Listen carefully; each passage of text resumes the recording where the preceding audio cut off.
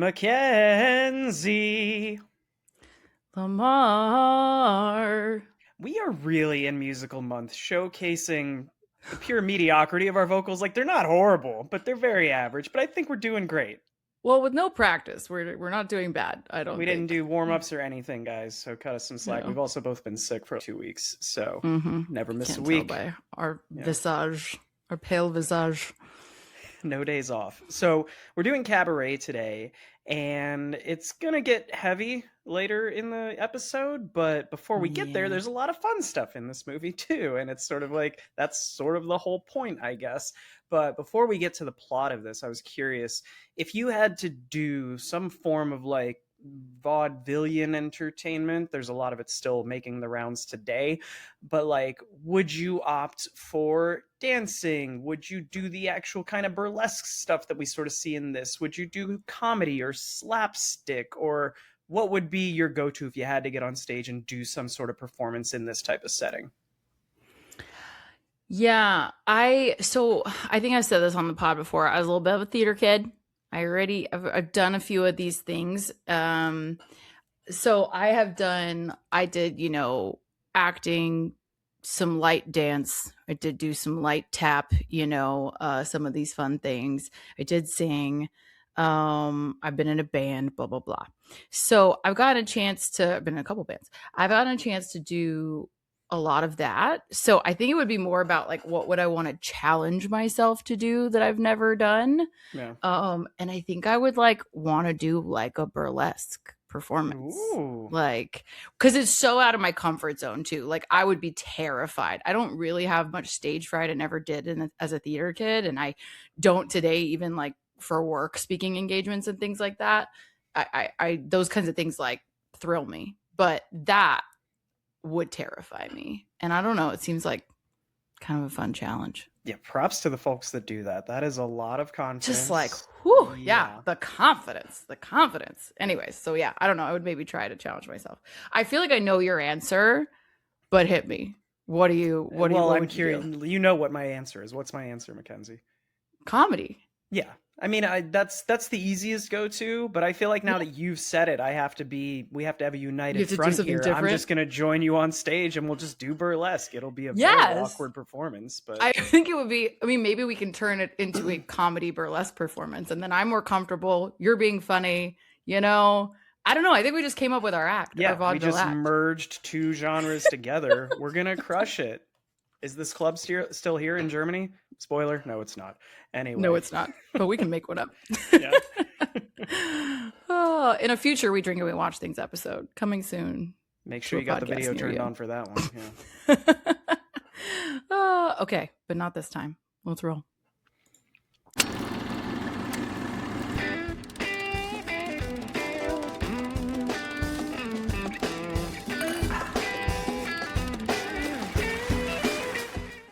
Welcome back to We Drink and We Watch Things. I'm Mackenzie. I'm Lamar. And we are continuing musical month, my favorite month. I'm costumey again-ish, kind of. There's like a lip and there's like black and gold and it's a whole thing because we are doing Cabaret. Such a fun musical. All these musicals are so fun and there's nothing bad about any of them. It's just so lighthearted and there's dancing and singing. Yeah. If you have never seen Cabaret, you might not be picking up on the sarcasm. This is one of the more heavy options we're going to cover this month. So we needed a yummy cocktail to get us through. So what are we doing? Well, our cocktail of the week brought to us, as always, by @CraftWorld No Vowels. Go follow him. 2 ounces of gin, half an ounce of pomegranate liqueur, half an ounce of simple syrup, half an ounce of cranberry juice, and 0.75 ounces of lemon juice. You want to make sure to sugar the rim up before you shake and strain this in there. And then if you're feeling fancy, you could put a little red wine floater on there. Or if you're skilled enough to do a red wine floater, which neither of us are. So yeah, we took umbrage with that suggestion today and refused because I don't think that's possible. So I didn't do that. I did the skewered cherry though. So I forgot about the cherry. I knew I forgot something. That's my bad. I'm sorry, Craft World. But we are calling this the Kit Kat Kiss because we know this all takes place at the Kit Kat Club, Cabaret Club, And so that's what we're going with. That Cheers. was so many Ks for you. You did I so know. many You have Ks. so many cherries. I'm 1K I for did. every cherry on your glass. Jesus. Well, it was supposed to. I was told it was supposed to add sex appeal, so I thought I needed the more cherries for. Is that Cabaret. how it Anyway, works? cheers. Because now every time I go to a bar, I'm going to order my drinks with 18 maraschino cherries for more sex appeal. Well, I did the fancy cherries. These aren't even maraschino. Are These those are the the Woodfords? Tosca cherries. These are nice. Very nice. So very they're nice. really yummy. But yeah, so these are sexy cherries, is what I'm saying. That's what I'm I'm on saying. board. Yeah, Anyway. but this was my first time watching this, to your point, and I was not expecting this in musical month. I didn't know anything about Cabaret. I just went, oh, it's going to be fun and lighthearted. We and bait and switched them, you guys. They really do. The first 20 minutes, you're like, yeah, this is exactly what I was expecting. And then, oh boy, yeah, we'll get into it. It's funny. We will get into it, but I will say not everyone picks up on it, which I think is a topic of discussion. So we will get there, but some basics really quick, and then it is very old, so we're gonna probably jump into spoilers pretty quickly. But it is Cabaret, 1972. This has a 7.8 out of 10 on IMDb and a 92% from critics and an 87% from audiences, which I think is a pretty fair take given, as you just said, how the subject evolves as you watch it. So not too bad. I think it reminds me of when you read a book, but you're too young to understand the whole point. Like when you're forced to read something in middle school or high school that's a little above your scope. Comprehension. It's not the words in the book, but it's understanding the meaning behind all of it. And it's not until later in life that it clicks. And this is one of those where I feel like you could watch, and which I did, honestly, the first half of this. I was like, what is going on? What's the point of this? And then even when it finished, I was like, I did have to sit there and think about it for a minute. And then I went online and read it, and you appreciate it more when you understand everything that's happening. But I get it, people out there who didn't like it your first time through. And not even just didn't like it, like to your point, just didn't get it, you know, or dismiss it as like just a fun flashbang musical. Just because there's times so much in Germany, man. Right. It's just good times partying it up in Germany. Exactly. Yeah. And just like kind of being dismissive of the undercurrent of it all. So the ratings didn't surprise me is I guess what I'm saying. So all right, so we'll blow through some basics real quick and then we will get on to the good stuff. So our director here is Mr. Bob Fosse, the man, the myth, the legend, who, however, did kind of have to finagle his way into directing this. This is a fast follow after he had taken Sweet Charity from Broadway to the screen to no acclaim, was not well received. It's also a very interesting subject matter in terms of musicals, so it just didn't translate well. So he actually had a hard time getting this gig, but we made it. He did it, and I think he did a great job. You know? Did he tend to use a lot of the same actors over and over again in his works, or was it typically always new people? Yes and no. I mean, he had a handful of kind of muses, I would say, and then his lifelong collaborator and muse and wife, Gwen Verdon, was his partner. And there's a lot of really interesting. There's a really interesting documentary about how she was as much the Bob Fosse of the relationship as he was. You know, it was just kind of one of those like the woman behind the man kind of thing, where she was a bit overlooked in terms of her incredible skill and her incredible choreography and acting and performance chops in her own right. So he partnered with her throughout his career. And then in terms of specific actors and actresses, he did use a few over and over that he really loved. He did, however, not really want to do that in this case, which became a whole like casting rigmarole. So he was not a big fan of that in this one. First off, I appreciate the sincerity with which you answered my question, and I think people out there just learned a hell of a lot from you. All of that was to ask, would you call them the Fosse Posse? So I'm sorry that I let you go. But hey, we got some good information out of it. It was just, I just wanted to get there. You were just hoping for a quick yes, no, and you forgot who you were talking yes, to. Yes, he did. But and no, then hey, like, I learned something. Damn it. This punchline is really delayed. It's okay. It'll work. I did want to point out, though, that Fosse is the first director ever to win Best Director for a Tony, an Emmy, and an Oscar all in the same year. He might be the only one to ever do that, which is bonkers. They weren't all for Cabaret, obviously. It was, I think, this, Pippin, and then a TV series that he had done that year as well. But crazy that he won all three in the same year.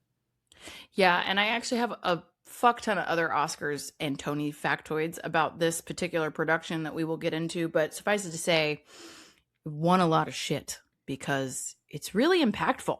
I mean, it's not an easy watch, but I think it's really impactful. Yeah. Okay, so I'm going to go through the very complicated history that is the writing credits of this film, and I'm going to try and do it quick. Wish me the best. So, as I have said in many times this month, there's usually a writer of the book and there's a writer of the lyrics when it comes to musical, and then often there's source material, and in some cases there's an updated book if it's a revival, blah blah blah blah blah. In this case, it's like 3 times that. It's everything. So it's everything. So Joe Masterhoff does the book for the film. We have John Van Druten, who is actually the original playwright of I Am a Camera, which is basically based on a novel that was written by Christopher Isherwood, which is a series of stories called Goodbye to Berlin. And they are what inspired that play from the first page. That name is on the first page, which is I Am a Camera, shutter open, quite passive. So that's where that gets. And that's its name. the book. The original book is a true story, right? Like it is based on. It's a semi-autobiographical story, yes. So it's kind of it's a series of stories based on Christopher Isherwood's time in Berlin at this time. He made friends with someone who is like a Sally Bowles. He had an affair with a man who ended up becoming his partner, boyfriend, who ended up leaving Germany with him actually in the nick of time. So this is very much inspired by his life. Not all the same characters are the same and not every single thing happened, but it is very much inspired those stories that he wrote about the experience of Berlin. That was another thing that made it I hesitate to say more palatable because I did like the movie, but it made it easier to go. The things that I found that we'll get into where I'm like, I didn't love this. It makes it more palatable that it's based on a true story and that he didn't feel the need to like completely redo reality. So I think it is important to note, though, that the way that the film is structured and how overtly it decides to make this distinct comparison between pre-30s Germany and how there's this slow progression of the story of the things that end up happening, no spoilers, is a construct of the film. So getting to that, the screenplay was written by J. Allen, who is a woman, despite I know, we have an agnostic sounding name there. But she is from San Angelo. So I just wanted to call that out to us Texans. She's from San Angelo. She hilariously went to a finishing school, had basically no education, is self-taught, and decided to go to New York to try and be an actress. She moved across the country a couple of times, met her husband, hated being married, went back again, did a whole thing, met a different husband who was way better. Anyway, suffice that to say, she is a really incredible playwright, very much self-taught. And she did an interview about this musical, which I thought was hilarious, where she was like, we couldn't be pussyfooting around with this subject matter. Like we had to get to the point. And so you see her, really her influence in the work. So I think that's really cool. Cool. And then last note on the music, the writing of the music, which is of course another aspect here. John Kander is our composer and Fred Ebb is our lyricist, which is from the musical. So that part pretty much directly translates. But 37 people are involved in the writing of this one, in case you were curious. Okay. Major cast and crew. Obviously, Liza Minnelli, the woman, the legend. She plays our wonderful Sally Bowles. She has done a bazillion things in her time in terms of film and things you might have seen on film. Arthur and New York, New York are 2 that she's most well known for, probably. And her version of New York, New York still gets played at Yankees games. When they lose, unfortunately. You get the Frank version when they win. I don't know what that says about how people in New York feel about Liza Minnelli, but they play her version when they lose. They love her in New York, so I think that's fucked up, to be honest, actually. We should swap that at least once. Well, maybe it's like, it'll still cheer you up. You still want to sing about New York, you just got a different vibe. I mean, she is the person to cheer you up, that's for sure. Yeah. That's for sure. Michael York, I think this is a fun one. He plays Brian Roberts. There was much opposition to his casting, including from Liza Minnelli, and she was a slow burn on liking him. They had to do a lot of concentrated work with them, like exercises with them to get the chemistry to get kind of come through, and before she started to even like working with him. And by the end of it, she loved it, but it took some work to get there. So He's done a bazillion things as well. He was both a stage and screen actor. On screen, probably most well known as playing Romeo or Tybalt in Romeo and Juliet. No. And then next, I have another one, which I think is what you're maybe alluding to, which is Basil that I don't think. Exposition. Do what? Basil Exposition. Austin Yeah, see, Powers. Come on. yeah, I know, but that's not, I mean, that's not what he got famous for. Like, I get it. But that is the low-hanging fruit for especially our generation, is his Austin Powers fame. The last one that is like more of a personal nugget for me is that my first exposure to Michael York was in Jesus of Nazareth. Did you ever watch that? You I did go to little church, Christian but I kid? don't think I ever watched that movie. No, I was a VeggieTales guy, so not a lot of the deeper cuts from like the 70s. Oh, like none of the 10 Commandments or any of No. that? No, Wow. just give Yeah. me. I'm trying to Larry and Bob and Larry. Yeah, the tomato and the cucumber. They were like, this is more consumable for Lamar. They Yeah. gave me the heavy shit. They gave me I the was a heavy shit out of YouTube the kid gate. before YouTube was a thing. I'd give me the dumbest downed 5-minute version of whatever. Yeah. And I was the heavy duty nerd from the beginning. So I actually thought he did a really good job. He played John the Baptist, if anyone's curious. Anyway, Helmut Grime plays Maximilian von Hune, who has mostly done German work. So majority of it, people are probably not going to know. He did do The Damned, which kind of made its way across the pond, but not a lot else. Yeah, I that found most it people are interesting. gonna He know. went from this, and then this was probably his most acclaimed role, and then went back to German cinema Yeah. for the most part. Like he did, it could have been a Right. breakthrough, and it didn't seem like he did as much. This is filmed in Germany, 100% in Germany, including on the stage, which is the Cabaret. Like they did have that in a studio in Munich, but this is filmed 100% in Germany. So a lot of the supporting actors are German. There's only actually a couple that are not, as we'll hear. So I think he was just kind of local. Like I think he was a local discovery, and then kind of just stayed because he was on site. You know what I mean? And he also does, like, he is, again, he's German. He has a thick German accent. So I don't know if that's, always going to translate. Sure. Marissa Berenson plays Natalia Landauer. She is most well known for a Kubrick film, Barry Lyndon, that I actually haven't seen. Has been on the list for a long time, but we'll get there. And from another, like, probably more accessible perspective, Who's the Boss? She was in Who's the Boss, which I think a lot of people know. And then, of course, Joel Grey. He plays the Emcee, the Master of Ceremonies, the best, I think, maybe the best role personally, but because it is so complicated, and we'll get into that. He has done a gazillion things on Broadway, and he's done a ton of TV. He recently did the Tick Tick Boom musical. But he was actually another one that Bob Fosse did not want to cast, despite having done the original role on Broadway. And his guess was actually that because he thought Bob Fosse wanted to do it, and he was trying to come up with ways to do it himself, and basically assert that Joel Grey wouldn't translate from stage to screen, which I don't think is true. I need to understand the inner workings of Hollywood at some point. Like, we needed to do a couple weeks where we don't do movies and we just talk about how shit works. Because I guess the director doesn't get to always pick their actors or actresses. It's usually the producer because they're paying for it. Yeah. So, well, it's a combination of the directors and the producers. And the producer here, Cy Feuer, who is I can't remember how to say his last name, Feuer.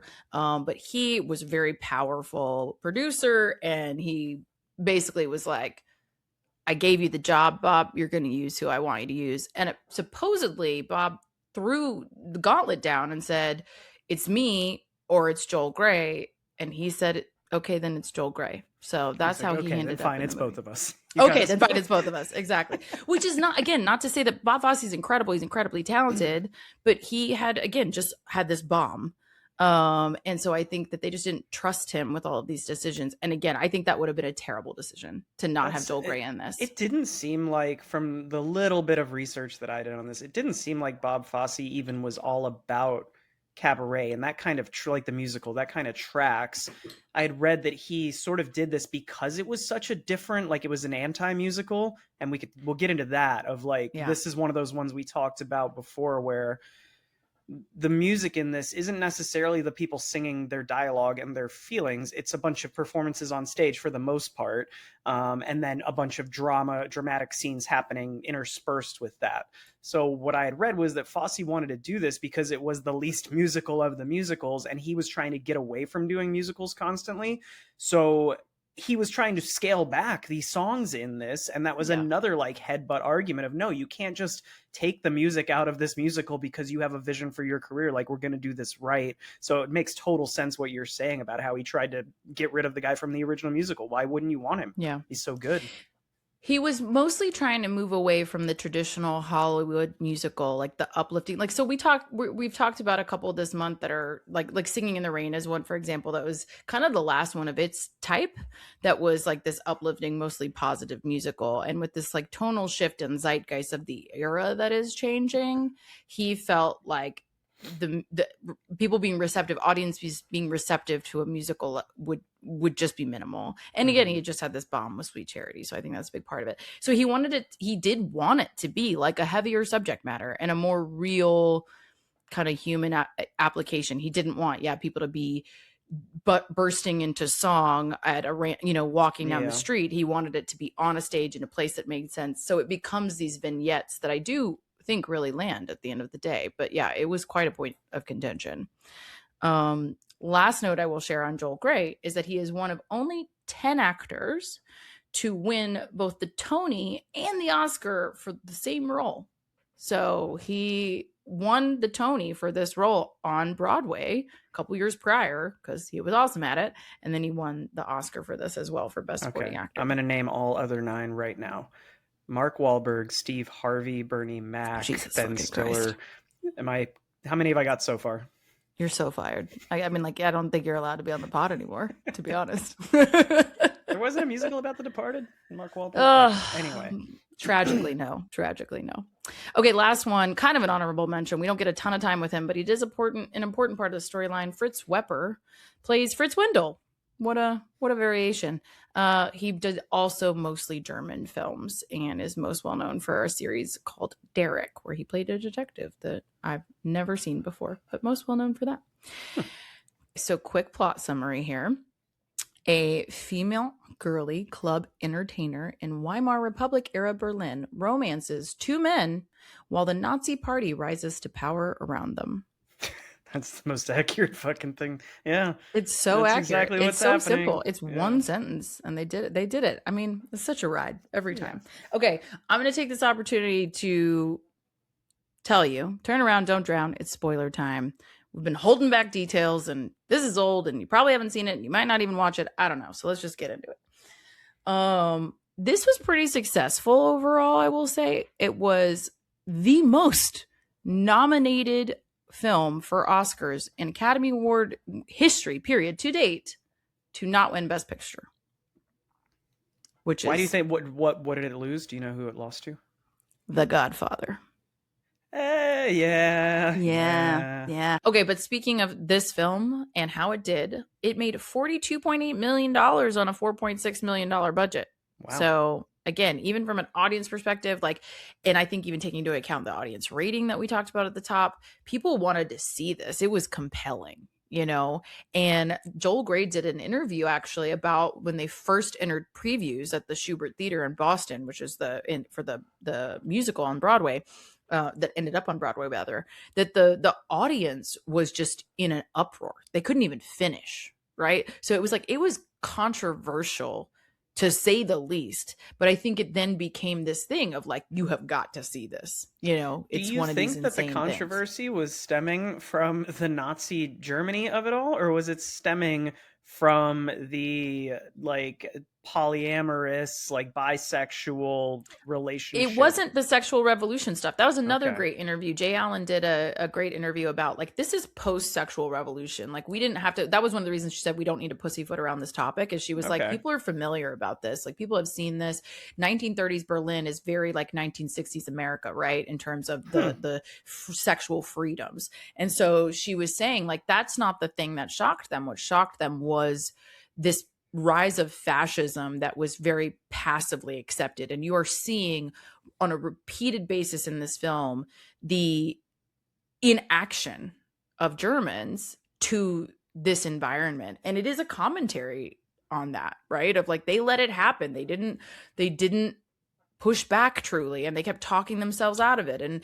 And so she's like, that's what's so disarming and hard to see. And I don't remember if it was the movie or the musical on the stage, but they brought footage of, there's that song, that like very fascist song being played, and they brought footage of it, I believe, being played, and they all assumed it was like Hitler Youth, Nazi Germany. It was like somewhere like an in actual Germany, and then authentic like an song actual from that authentic era, piece yeah. of footage. Well, no, they thought it was like happened at that time in that place. It was in 19, like I think it was in 1950s America, and they were like, this is not a uniquely German experience, right? Like, this is something that we as Americans are also, potentially going to be victims of if we don't keep an eye on these kinds of behaviors and these movements and things like that. And I, not for nothing, think this is incredibly relevant right now, right? I was And gonna say, so, some people might say that right now there's a lot of shit going down that mirrors that, and like a lot of us are sort of like turning a blind eye to it. Just and saying. nobody wants to have that shoved in their face, right? And in this case, when you're shooting this, you've got to think about this relative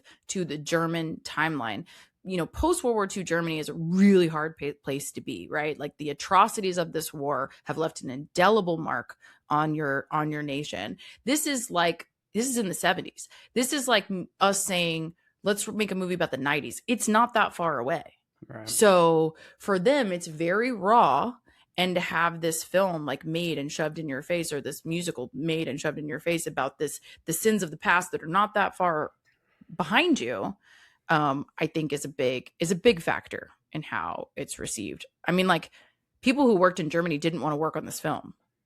I mean, I get it. I totally get it. Like, I don't know. I don't want to go to too much of a rabbit hole here. Yeah, let's get into like, again, it's going to devolve quickly. So like, let's get into the good stuff, right? Like, there is a great start to this film in that it's a spectacle. It's immediately a spectacle, and you get to see these incredible performances, and Joel Grey opens us up on this burlesque stage and style. And I just think watching this, it transports you. It really does just transport you to this incredibly unique place and time that, unless you were there or a part of it, you almost can't imagine what it is like. And I think just again, credit to all the awards they won, right? Like the set design, the costumes, the performances, you're just immersed right away, I think. Yeah, the scenes that take place in the club are very much like that. I do find myself, if I were to, people are going to get mad that I'm critiquing a classic from 50 years ago. I apologize. I understand this is one of the best movies ever made, but I think y'all can't see me if you're not on video, but I'm glaring at him. I was a little not disappointed. I feel like the director and cinematographer could have done more while we're in the club to make it feel less, especially in the early, they mix it up later on, but in the early sequences, there's a lot of shots of just like the camera is pointed at the stage, and it's almost like you're watching a live musical, which might be the intent. It's like you're just watching what's happening on stage. Eventually they start mixing it up, and there's shots of like the dancers' feet and things from behind them looking out at the crowd. But I do feel like they could have put you more in it. To put it in weird perspective, you and I watched The Cotton Club for the first time a few months ago, and in that I very much felt immersed in that club, and it was like you were on stage with them, you were going throughout the crowd getting reactions. There's a little bit of that in this, but I feel like the cinematographer and director could have played it up a little more, as opposed to looking at the stage as the primary shot in a lot of these early songs. I mean, I think that's a fair opinion to have, totally. I think it's intentionally not, personally. I think it's supposed to feel like a stage, and I think that resonates with me personally. Of, this is supposed to be juxtaposed against these other more normal, day-to-day, whatever, human experience interactions of, Brian moving to Berlin and encountering Sally Bowles at the boarding house, and, those kinds of things that are supposed to be, I think, are supposed to feel very different than this stage. And I think you're supposed to feel almost like you're in the audience just looking at the stage as a member. You have a limited view. but it's still a spectacle. So I think it opens that way for a reason, and I think it's a reasonable and good choice. I do like, though, I agree with you, later when you get to like get more up close and personal, but I think that's purposeful. I mean, I don't know. I would be really curious to hear what the cinematographer's take is on this, but I wonder if it is this progression of this flashbang distraction of like, we've lured you into this environment, we've lured you into this world, and we've let you feel and made you think that it's safe and it's fine and it's not a trick, and like, come closer, you know. And I kind of get that energy from it. I wonder if that's kind of why you see that progression in the way that it's shot. I don't know for sure, but I would be interested. And for the record, again, guys, everything I have to say today, like, I feel like if I didn't have an opinion, this wouldn't be a very interesting podcast. So I'm going to be semi-opinionated, but this is all based on a single watch. So please take everything I say with a grain of salt, because this is like, I sat down, I watched this one time, I walked away with my thoughts.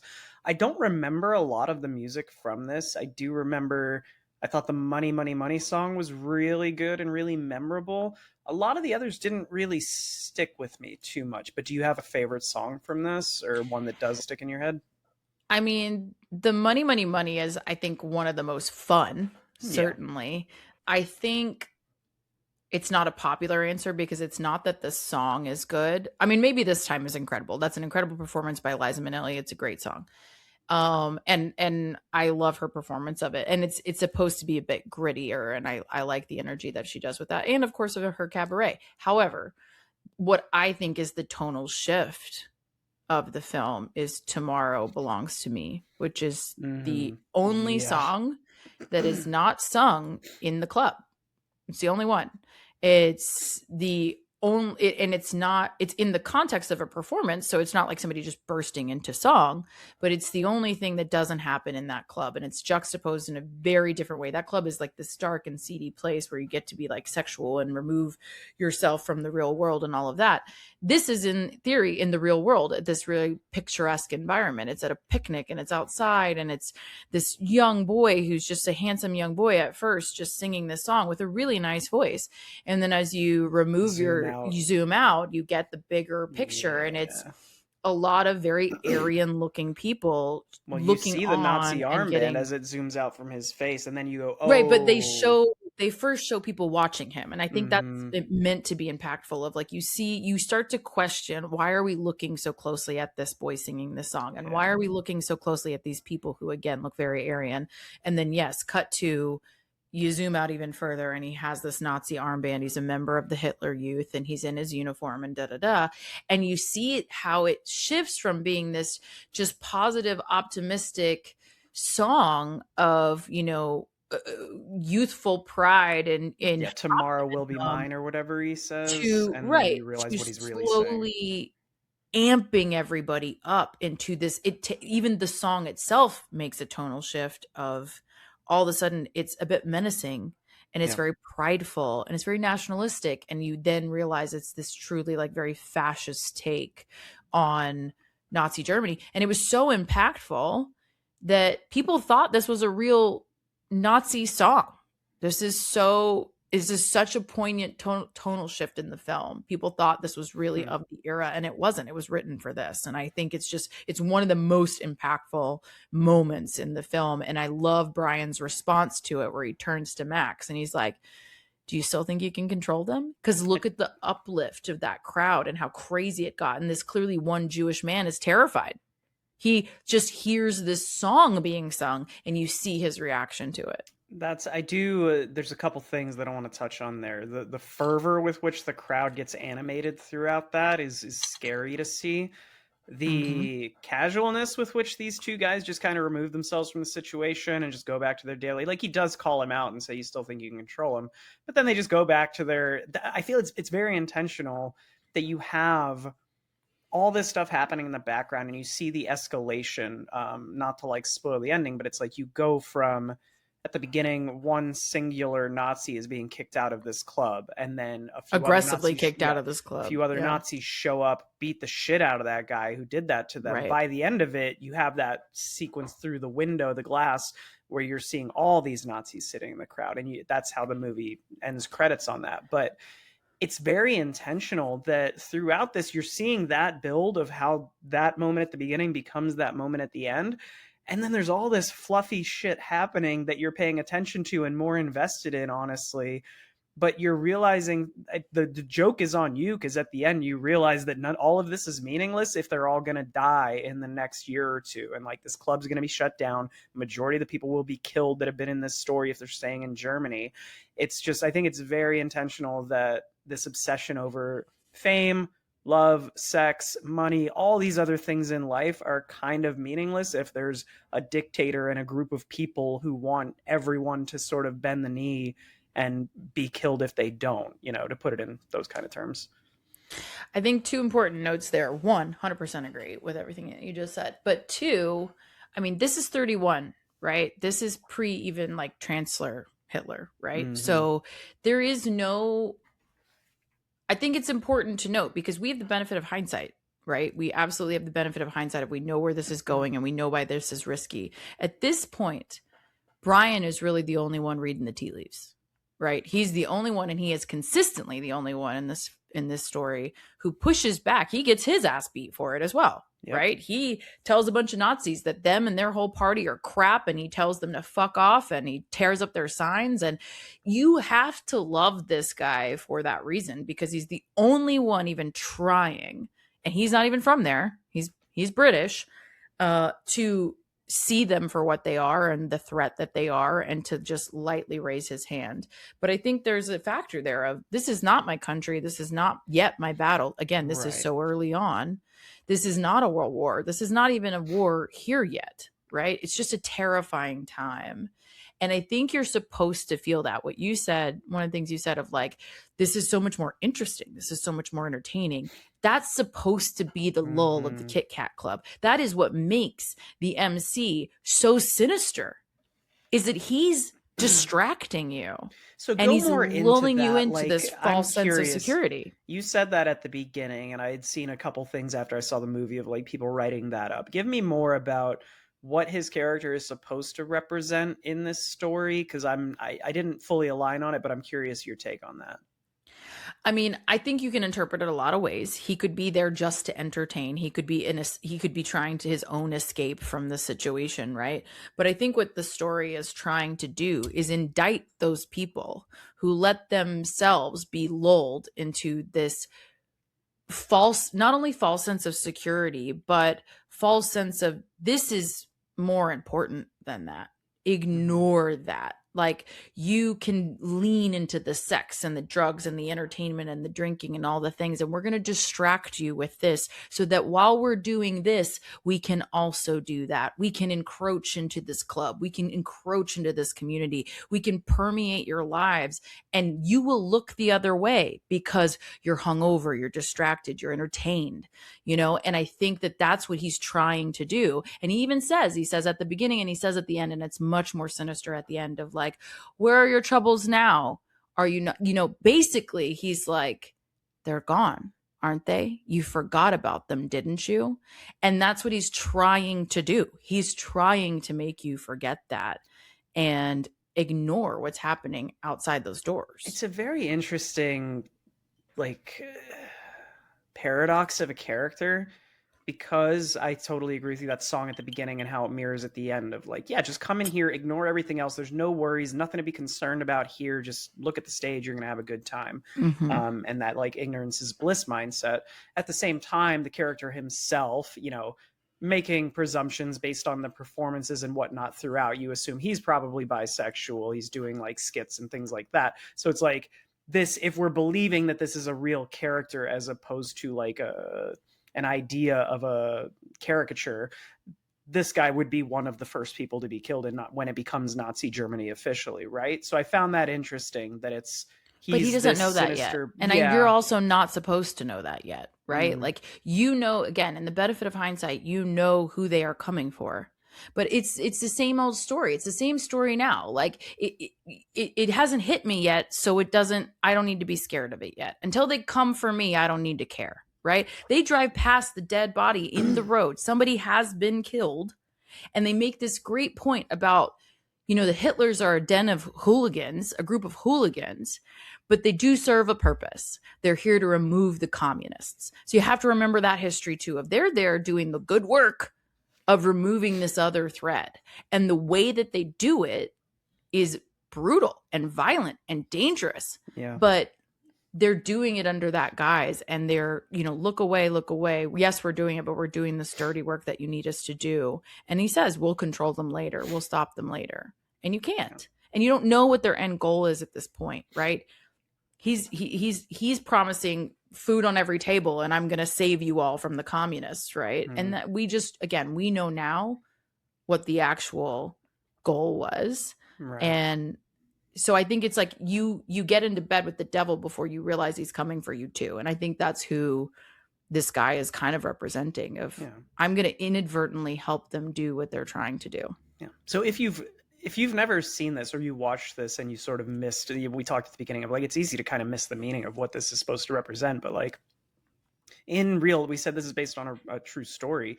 In real life, what would happen is like within 3 or 4 years of this, all these cabarets were closed.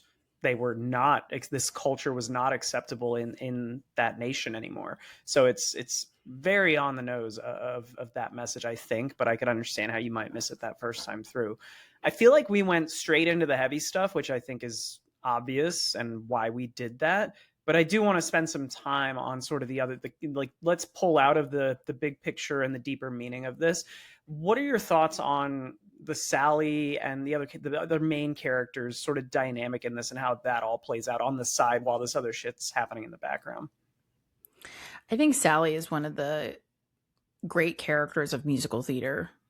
She's one that everybody wants to play. She's so compelling. She's so ridiculous. She's entertaining. She's silly. She's beautiful. She's not that talented, but she's having the time of her life. I wrote down, that's the point of her. You probably love Sally Bowles if your favorite Disney princess is Ursula the Sea Witch. You're going to fucking love Sally Bowles, because I think she is like a badass. Cool. Yeah, that's what I mean. That is not an insult. I'm just saying she's just kind of a badass. She knows what she wants. She does it. I mean, she's just taking what she can get. She's hustling. So I get it. Yeah, she's a hustler, right? And she just is who she is, and she's fine with who she is. And who she is, again, if you just like look at it on the outside, is kind of ridiculous. It's kind of insane. She's, she'd rather spend money on this ridiculous breakfast, right? That's Worcestershire sauce and a raw egg, but it's overpriced as fuck. And she'd rather pay for that to cure her hangover than to pay the rent, right? Like she's this great juxtaposition of, she's so sincere and almost naive, actually, and kind and sweet. And she just wants to be loved a little bit. But at the same time, like, she's unabashedly who she is. She's going to be ridiculous. She's going to stay out all night. She's going to sleep with random men. She's going to do these insane numbers at the club. And she just is who she is. She's just letting her life be what it is. It's very bohemian. It's this freedom that I think a lot of people don't ever experience. So she's really compelling to watch in that way. Guys out there, if you decide that you want to date the goth girl on OnlyFans and you think you can change her, that she's going to give up her career for you, that's probably not true, is I think the lesson to take away from this story.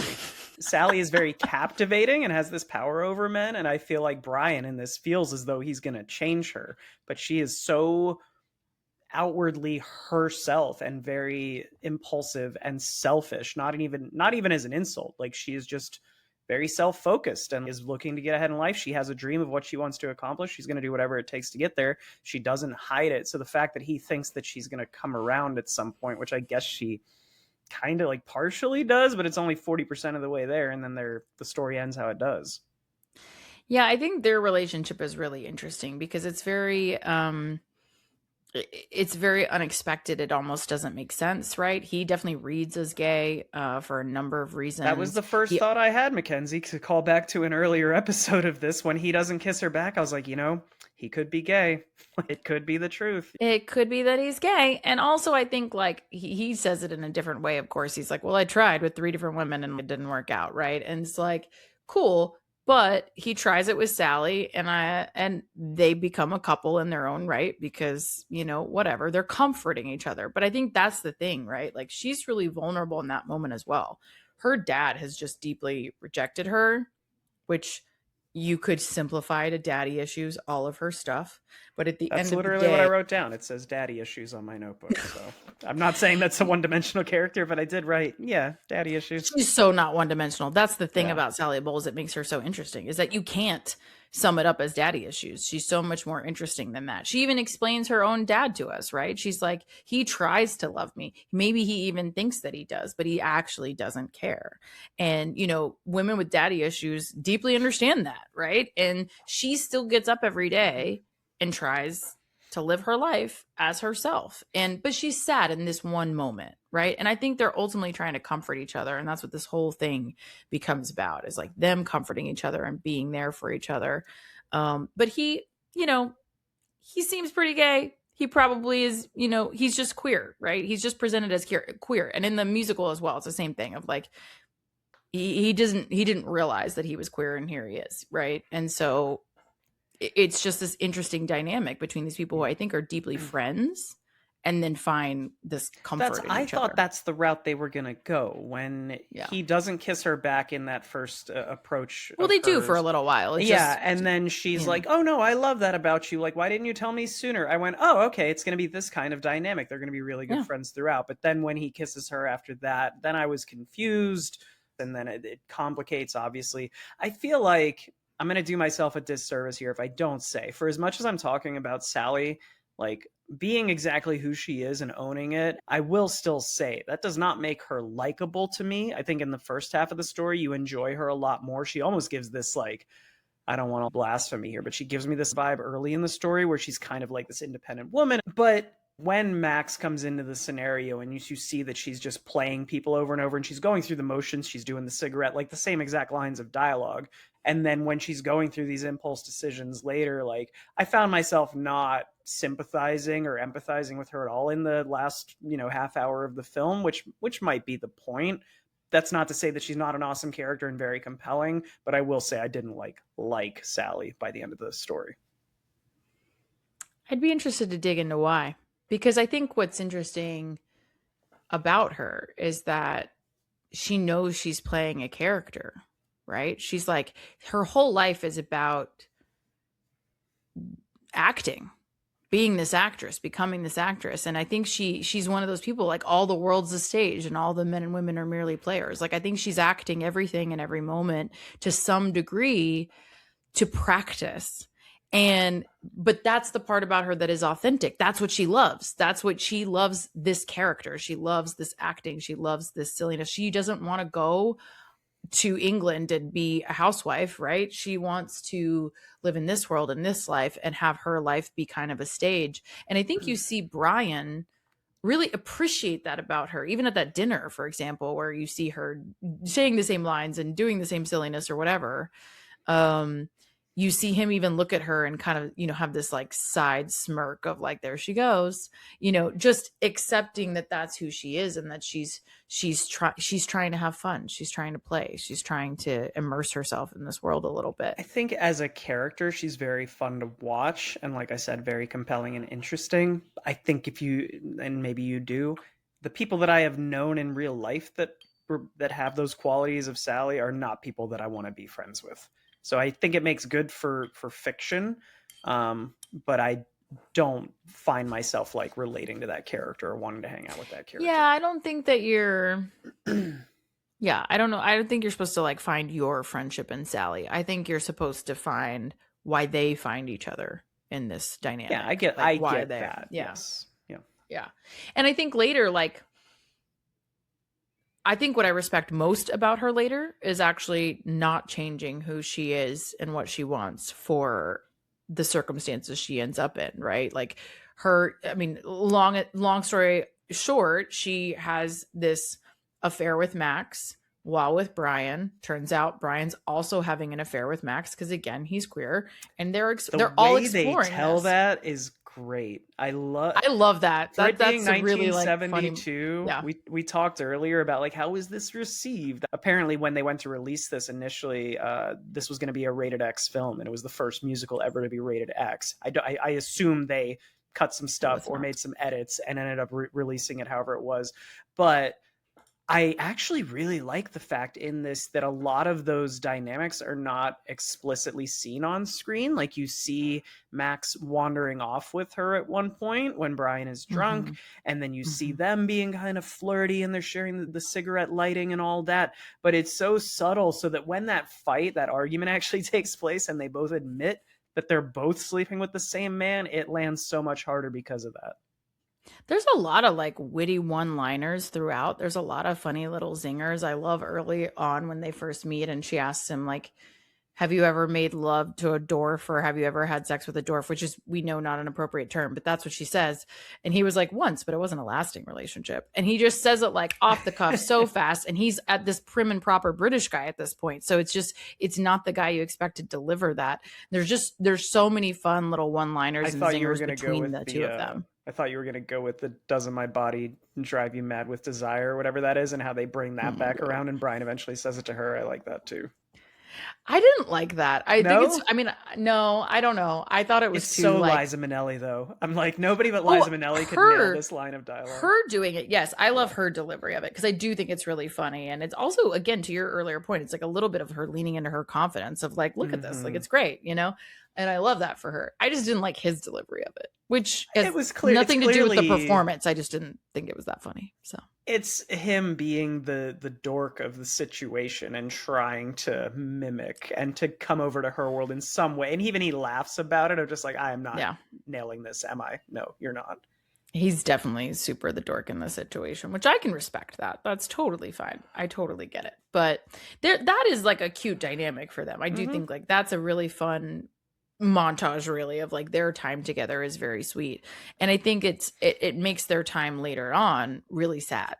Right. You know, again, coming back around, they have this affair, multiple people have this affair, and she ends up pregnant, you know, and she's hilarious even I think in her delivery of that. She walks into this quiet library to find him and tell him and she's like, god damn it, I'm pregnant, and she screams it, you know.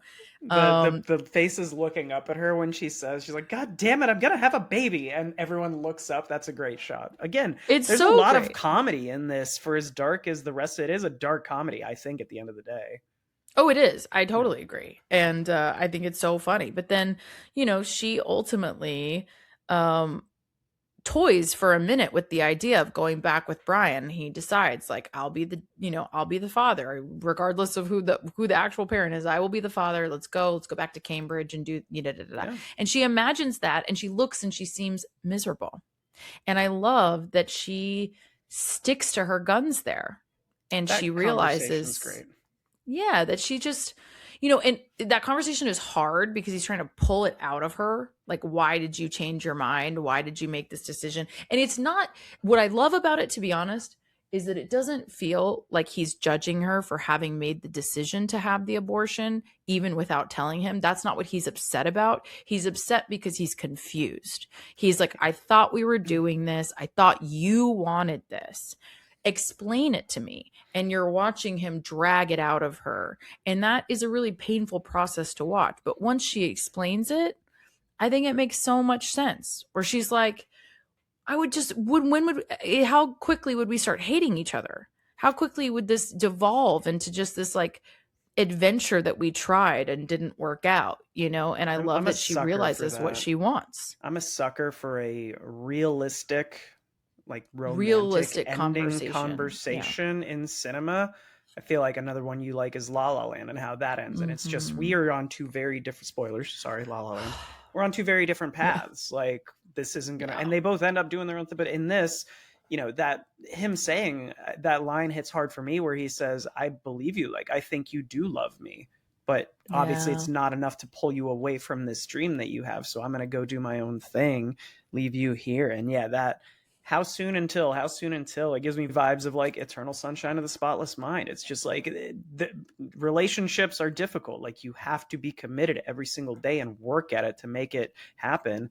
And that's just not what Sally wants. And it's good on her for owning up to it and not leading this guy on and any longer, you know? And I like that they intersperse that with her watching them on the stage. Like what pulls her kind of back into herself because she kind of played the housewifey vibe on the picnic a little bit, right? Yeah.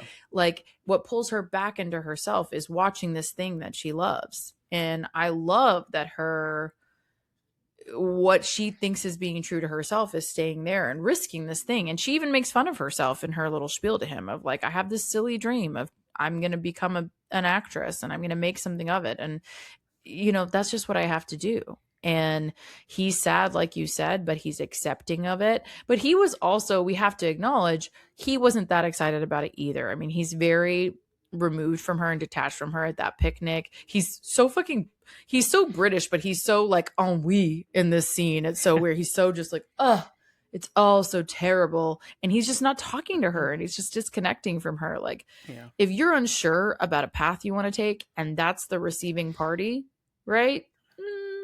I don't think I'm going to change my entire life for this person who seems relatively disinterested. So I think it's two big factors. It's him and it's looking at the stage. And I love that she just kind of sticks to her guns there. Yeah. I mean, I don't think we need to spend a ton of time on this because I know we're about to wrap up, but I do feel like it's worth calling out the Fritz and Natalia like situationship that's going on throughout this. And again, it's the first time it's quickly not a situationship. He tried and then he was like, God damn it, I love her. It's so interesting. After my first watch, I finished this, the credits hit, and I was thoroughly confused.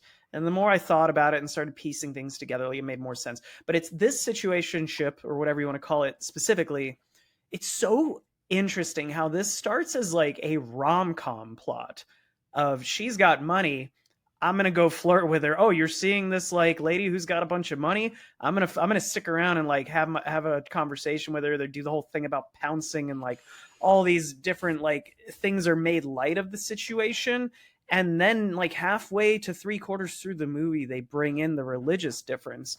And then you realize by the end, again, when the whole dark circle of plot comes around, this dude just committed to not converting to like no, he's Judaism, Jewish. but outing himself essentially because he had been living a double life, right? Because again, at this point, he's reading the room and realizing this is dangerous, right? Which actually she does as well, which I think is a great call out. And again, one of the subtle points throughout the film where you're realizing this threat is rising, right? They are very wealthy Jewish people. And that is why he goes after her in the first place, is her wealth. But as we well know in history, right?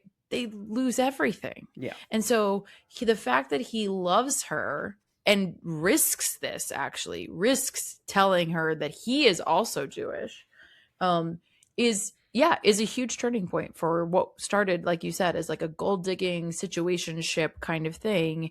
And it turns out that he ultimately risk his life because he does love her. And you see that wedding and it's beautiful, but it's like a snippet, right?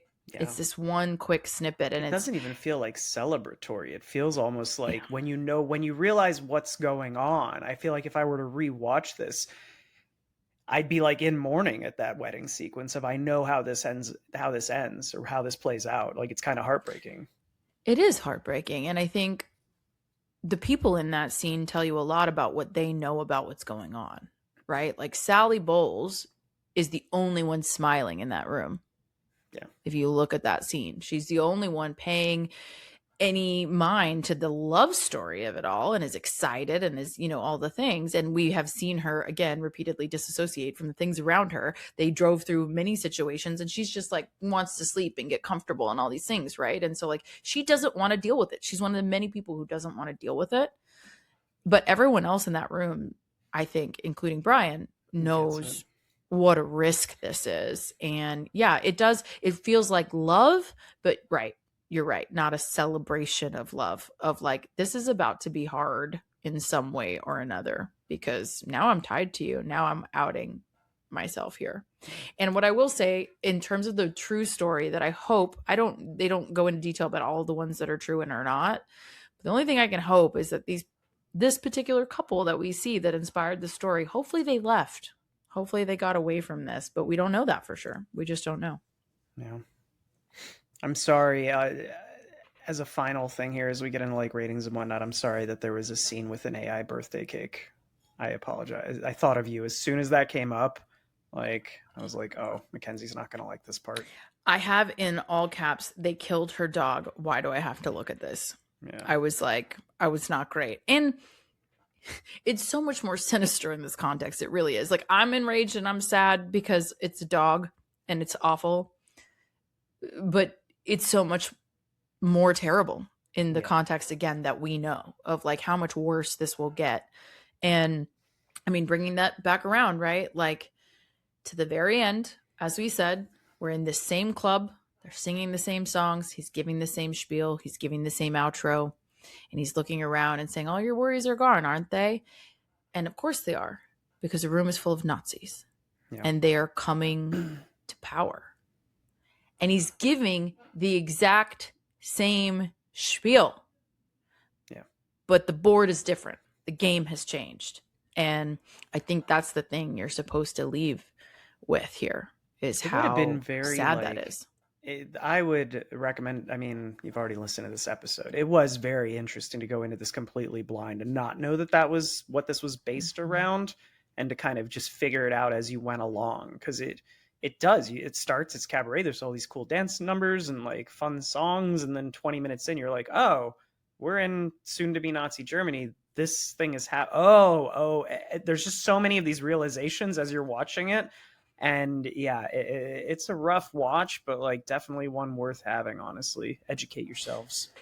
And I wonder how much of it, like, it's definitely supposed to be an indictment, honestly, of the rise of fascism and the lack of action to stop it. That's part of what this is. And it's telling you the story of all the people who, in one form or another, in this situation with the Cabaret, distracted themselves and ignored it. But I also wonder, you know, it is such a judgment of people at that time.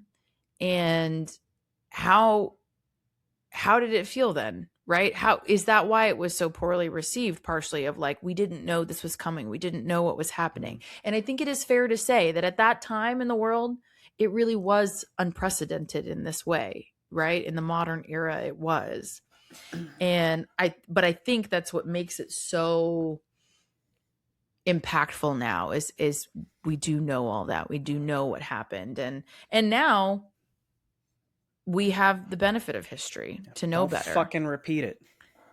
Yeah. We're, in some ways we, don't fail an open book test, you guys. So, yeah, I do think though that it's a beautiful film. I think it's a really, different style of musical. And I think one, again, that was like really reflective of the period. This is a flashback in the sense in the 70s, of course, but like there was real turmoil in the world at the time.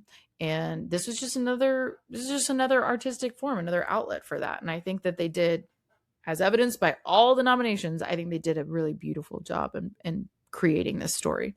Yeah. Okay. So that's my take. You had a really different experience because it was your first time. So I guess first time reading, what would you say? First time through, it's one of those scenarios where I appreciate the artistry behind the film, and obviously it won a lot of awards for a reason. At the same time, I can say that as a movie of sitting down and watching this, I didn't love it, but it's not the subject matter. It's not like, oh, I didn't like this because it was too dark. It's the things I mentioned earlier of, I get why it is staged the way it is, where literally almost every song is on a stage, so it feels like a different type of musical, and then you're in these other interspersed dramatic sequences. That was something that didn't really land for me as it relates to musicals. And then I felt like, to my point earlier of knowing that this was based on a true story in some ways, or stories, excused a few of the things I didn't love on my first watch through, because I felt like there were 3 really good plot lines going on, but we didn't fully embrace any of them. Like I wanted to see more of the Sally, Brian, Max triangle after it came out that they were both sleeping with him, but because they choose to keep it, I guess, as true to real life as possible, it's like, no, then he just leaves and we're left to deal with the shit. Like the 2025 movie watcher of me was like, I want to spend more time in that story. Or even the Fritz thing. Like I feel like there were big time gaps I'd have to go back and rewatch to see. But I was like, oh yeah, I fucking forgot that Fritz and Natalia were doing their whole thing, and then we come back and revisit it later. And like, I like how it ends, but part of me as a movie watcher was just like, I wanted to spend more time with some of these storylines. So as a first watch, great film. The message in it is just so relevant today and still very powerful. I didn't love the music itself. I think I only remember one, maybe two of the songs. Oh, there was a threesome song in there. I liked that one. That was fun. But of course you liked that one. I The guy did. who hooked up during Life is a House. Callback. Goodness. Excellent callback. Also, the whole argument, I wanted to say this earlier, when they're arguing about Max and he's like, oh, screw Max. And she goes, I do. And he goes, I do too. Or so do I. That is so Jerry Springer, dude. Like, he would have loved to have them on the show. But all I think that inspired Jerry Springer, actually. Yeah, he saw this. Speaking of inspiration, how many times has Chappell Roan watched the first 30 minutes of this film? Oh my God, truly. Yeah. Truly. But yeah, all that to say, you have to watch this. Especially if you've never seen this, you have to watch it for the cultural significance. I will say I walked out of it, when I'm taking it in terms of enjoyability and the musical of it all, I'll give it like a 7.5. Like, it's not one of my favorites, but I'm very glad to have watched this. Yeah, I think it's fair to say it's like required viewing, Mm-hmm. you know, a little bit. You don't have to love even musicals, because to your point, it can almost pass as not because of the way they structure the musical aspect of the film. So I do think it's still relevant to people who don't like musicals. It's just an important story to tell. And I think it's a really interesting way to do it. I personally like the usage of the musical. I love the aesthetic of this time, the Weimar era Berlin. This is a very specific moment in time. And I love how they're bringing in this vaudeville, this very Fosse, this very, performance art to it. And it's gritty and it's sensual and it's beautiful and it's dark and it's saying a lot of things without saying the thing that it's saying. And I really love that about this film. And it's funny, y'all, we talked about this, I think at one point on one of these eps, about how I went and saw a bunch of movies in the month of November, and one of them was Eternity, and you have to pick a life in eternity. And one of the choices is, 1931 Berlin without the Nazis. And I think that's one of the points of this, is like, this was such a moment in time. It's such this bohemian, free, lived republic. It was the Weimar Republic experience. And it's the tone is really dark because of where we know it's going to end up. But I think that snippet is really fascinating to watch. And I love the choreography and the performances and all of that. And I think Joel Grey is incredible. Agreed. So yeah, I would give this like an 8. However, what I will agree with you on is, like, it's not a fun watch. Right. It's a hard watch, and it's not something I will watch even every couple years. I think the last time I saw it was like 5 years ago. So, I do recommend people watch it, but I understand if you don't watch it over and over again. Yes. I think that's fair. Okay, homies, thanks for sitting in the shit with us on this one a little bit. It's a little hard, but Nazis are bad, ladies and gentlemen. Nazis are fucking bad. And again, I will say, don't fail an open book test, you guys. Yeah. See a Nazi, punch a Nazi. That's the person it is okay to punch at any given time. A Nazi, punchable. Go. With that in mind, come back next week for Singing in the Rain, which we need a little uplift after this one. So you're welcome. In the meantime, follow us on our socials. We Drink and We Watch things on Instagram, TikTok. You can get the video of this podcast on YouTube or Spotify video. And you can always email us, we drink and we watch things pod@gmail.com with episode ideas, questions, feedback, whatever. We just love reading. So, because we can both. And by we, he means me. Again, we keep saying, he keeps sending you to me. We are both definitely literate. We are literate. That's true. All right, kids. Well, go have a drink and watch a thing. Cheers. Cheers.